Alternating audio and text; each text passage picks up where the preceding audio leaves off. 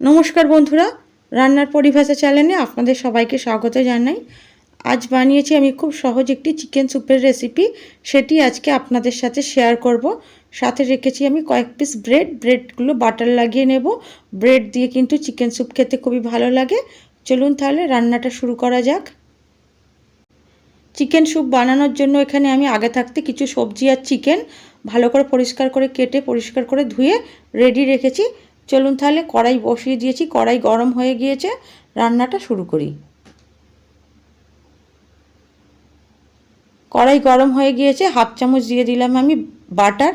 আপনারা কিন্তু বাটারের বদলে এখানে তেল ব্যবহার করতে পারেন, সরষের তেল বা সাদা তেল যে কোনো তেলই ব্যবহার করতে পারেন।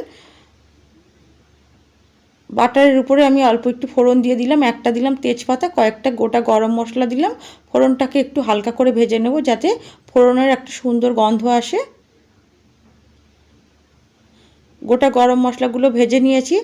আগে থাকতে কেটে রেখেছিলাম আমি একটি মিডিয়াম সাইজের পেঁয়াজগুলো একটু বড় বড় পিস করে কেটেছি। সাথে দিয়েছি আমি একটা কাঁচা লঙ্কার পেঁয়াজটাকে হালকা করে একটু ভেজে নিয়ে চিকেন আর সবজিগুলোকে আমি একসাথে দিয়ে দিলাম এবার পরিমাণ মতো নুন, অল্প পরিমাণে দিলাম হলুদ, 1 চামচ দিলাম আমি এখানে আদা রসুন আর কাঁচা লঙ্কা বাটা।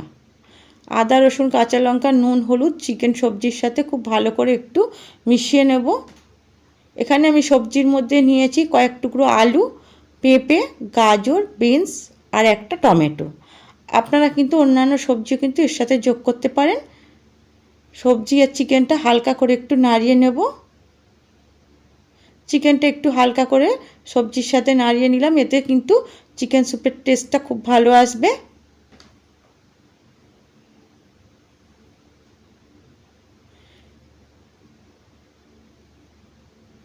হালকা করে কিছুক্ষণ আমি চিকেনটাকে সবজির সাথে ভালো করে নাড়িয়ে নিলাম। এবারে আমি দিয়ে দেব হাফ চামচের মতো গোলমরিচের গুঁড়ো। চিকেন স্যুপে কিন্তু গোলমরিচের গুঁড়ো দিলে খেতে খুব ভালো লাগে। আপনারাও চেষ্টা করবেন একটু গোলমরিচের গুঁড়োটা দেওয়ার। এবারে দিয়ে দিলাম আমি ওপর থেকে কিছুটা ধনেপাতা কেটে রাখা, বড় বড় করে ধনেপাতাগুলো কেটে নিয়েছিলাম, ধনেপাতাটা দিয়ে দিলাম। এবারে আমি একটু নাড়িয়ে চাড়িয়ে এটাকে আমি প্রেসার কুকারে দিয়ে দেব। আপনারা কিন্তু চাইলে কড়াইয়ের মধ্যেও বেশি করে জল দিয়ে সিদ্ধ করতে পারেন। কড়াই থেকে আমি প্রেসার কুকারে ট্রান্সফার করে নিয়েছি। এবারে কড়াইটা ধুয়ে আমি কিছুটা জল দিয়েছি, আরও আমি কিছুটা পরিমাণে জল দেব। স্যুপ যেরকম হয় সেরকম পরিমাণ মতো জল দেব। স্যুপে একটু ঝোল বেশি হয় সেই পরিমাণ মতো জল দিলাম। আর চিকেন আর সবজিকে খুব ভালো করে সিদ্ধ করব।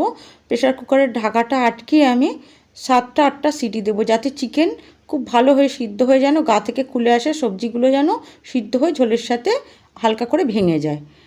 এদিকে আমি চিকেন স্যুপটা প্রেসার কুকারে সিটি বসিয়ে দিয়ে কয়েক টুকরো পাউরুটি সেঁকে নিলাম।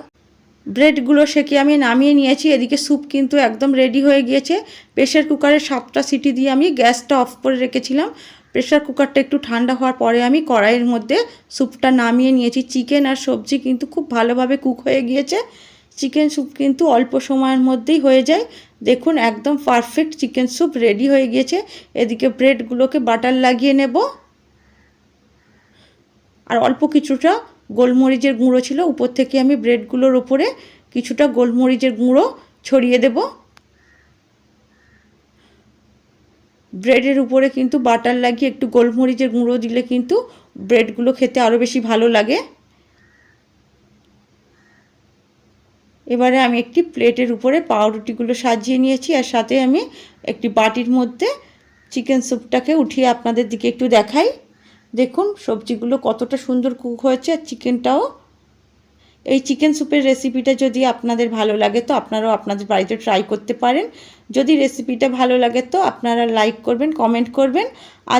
আজকের রেসিপিটি আমি এখানেই শেষ করছি। আবারও দেখা হবে অন্য কোনো রেসিপিতে।